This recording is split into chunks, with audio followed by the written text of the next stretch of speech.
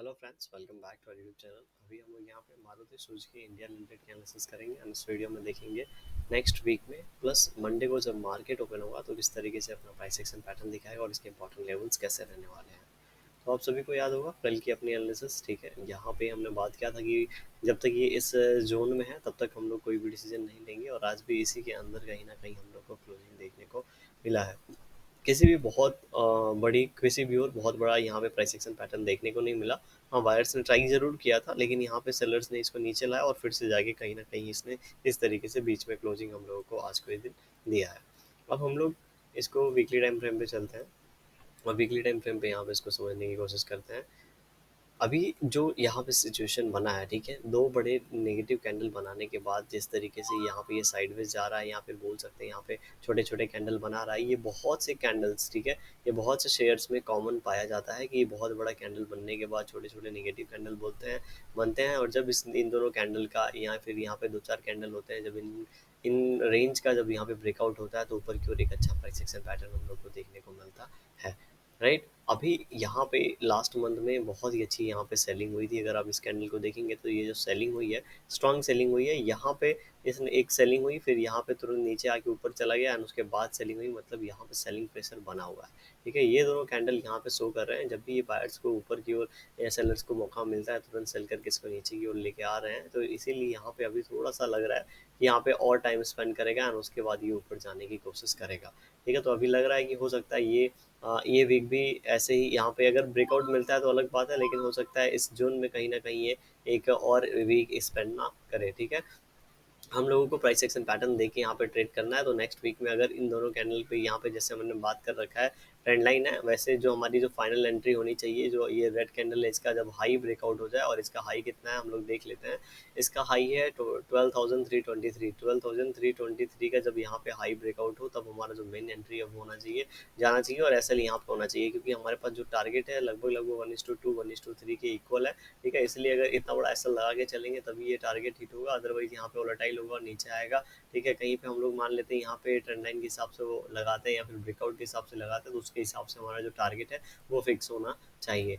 Right, अब ये हमने यहाँ पे एनालिसिस कर लिया, लेकिन कल के दिन क्या हो, जब मार्केट ओपन होते ही नीचे की ओर निकलने लगे, तब ऐसे सिचुएशन में हम लोग को इसका 1:1 नीचे की ओर प्लॉट कर लेना चाहिए और देखेंगे कहीं ना कहीं ये 11,1600 का लेवल है जो कि इंपॉर्टेंट सपोर्ट का काम कर सकता है, क्योंकि ऑलरेडी एक बार यहाँ से बहुत तेजी से बाइंग आ चुकी है। जैसे ही इस लेवल पे बायर्स को मिला, बहुत तेजी से बायर्स ने यहाँ पे माल उठाया था। इन द सेम वे अगर इन लेवल्स के आसपास मिलता है तो फिर से यहाँ पे इस तरीके से ऊपर की ओर जा सकता है और यहाँ पे ट्रेंड लाइन होगा। इस ट्रेंड लाइन को जब ब्रेकआउट देगा तभी हम लोग को जाके कोई भी मेजर डिसीजन लेना है। ठीक है, इस शेयर के अंदर अब हम लोग अगेन मंथली टाइम फ्रेम पे क्या चल रहा है ये भी हम लोग यहाँ पे चेक कर लेते हैं।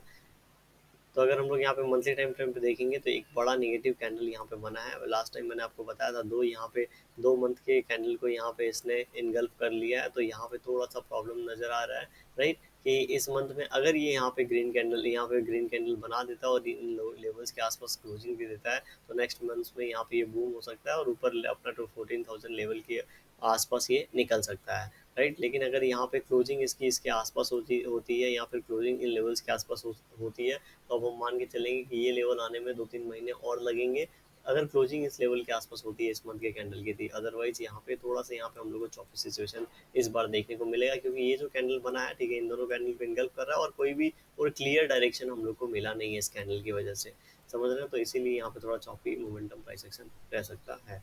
वन टाइम फ्रेम पे चलते हैं। वन टाइम फ्रेम पे जब इसको देखेंगे तो आज का आपको पता होगा, ठीक है, आज यहाँ पे सबसे पहले तो ये मॉर्निंग में, ठीक है, सबसे पहले मॉर्निंग में यहाँ पे ट्राई किया, मुझे लगा ब्रेकआउट हो जाएगा, सस्टेन करेगा, लेकिन यहाँ पे हमर टाइप कैंडल बना दिया। इसीलिए मैं बोलता हूँ अगर यहाँ पे ब्रेकआउट कैंडल बनता है तो जब नेक्स्ट कैंडल इसका हाई ब्रेक करे तब हम लोग यहाँ पे कोई भी डिसीजन लें और इसका इस कैंडल का यहाँ पे ऐसा लगाएं या फिर इसके स्विंग के आसपास का एक ऐसा प्लान कर सकते हैं इस तरीके से।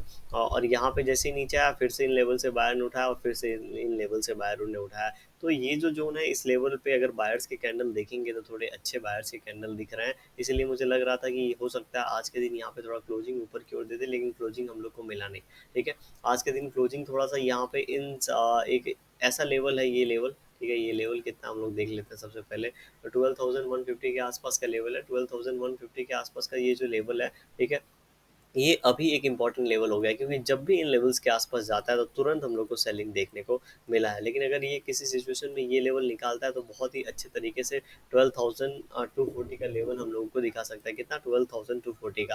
एंड उसके बाद यहाँ पे जो 12,280 का लेवल है, ये एक इंपॉर्टेंट रेजिस्टेंस का काम करेगा। एंड उसके बाद हो सकता है यहाँ पे थोड़ा प्राइस एक्शन पैटर्न बने एंड उसके बाद हम लोग ऊपर की लेवल्स देखें। ठीक है, तो यहाँ पे चूंकि यहाँ पे रेंज लग रखा है, अगर देखेंगे तो यहाँ पे 150 पॉइंट्स का रेंज है, तो यहाँ से 150 पॉइंट्स अवे जाएंगे तो 12,300 का लेवल हमारे लिए निकल के आएगा। तो इसके हिसाब से हमारे जो टारगेट्स होने चाहिए वो होने चाहिए, और जो हमारा एसएल होने चाहिए, जो हमारा स्टॉप लॉस होना चाहिए। देखिए यहाँ पे अगर इस तरीके से ब्रेकआउट दे रहा है, तो अगर किसी को बहुत बड़ा स्टॉप लॉस नहीं लगाना है तो इन लेवल्स का भी लगा सकता है। लेकिन याद रखें कि अगर ये एसएल लगाता है, थोड़ा सा भी यहाँ पे वोलेटिलिटी होता है तो हिट हो सकता है, समझ रहे हैं। इसीलिए अगर हम लोग को बहुत ऊपर की प्लानिंग करनी है तो इसका रेंज का हम लोग लगा सकते हैं 1:1 का यहाँ पे। और तो फिर हो सकता है कि ये 1300 के बाद ऊपर की हम लोग 1:2 के लिए वेट करें। लेकिन जब भी ऐसा सिचुएशन बनता है, हम लोग को 1:1 मिलते ही 50% 60% क्वांटिटी बुक कर लेनी चाहिए, बाकी के लिए छोड़ के ऊपर का हम लोग को वेट करना चाहिए कॉस्ट टू कॉस्ट करके।